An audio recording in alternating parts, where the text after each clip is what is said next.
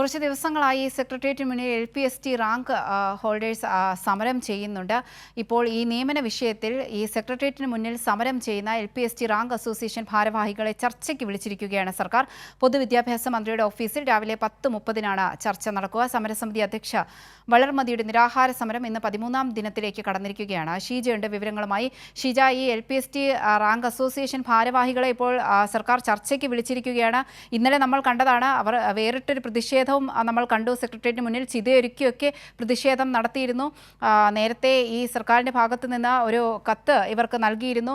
പക്ഷേ ഇവരുടെ ഈ വിഷയം ചർച്ച ചെയ്യാൻ 2 മാസം സമയം വേണമെന്നാണ് അപ്പോൾ സർക്കാർ അറിയിച്ചിരുന്നത്. ഇന്നിപ്പോൾ വീണ്ടും അവരെ ചർച്ചയ്ക്ക് വിളിച്ചിരിക്കുകയാണ്.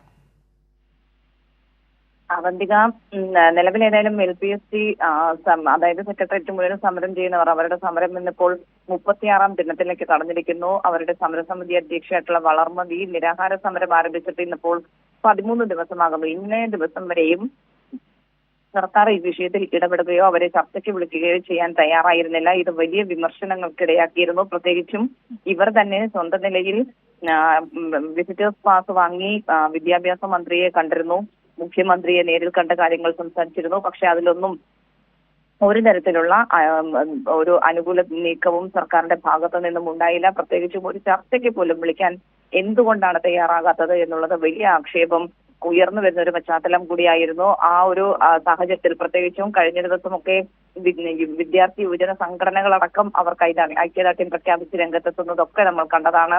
പലതരത്തിലുള്ള സമരങ്ങളിലേക്ക് അവർ കടന്നിരുന്നു. ചീതയൊരുക്കിയടക്കം സമരം നടത്തുകയും ചെയ്തിരുന്നു.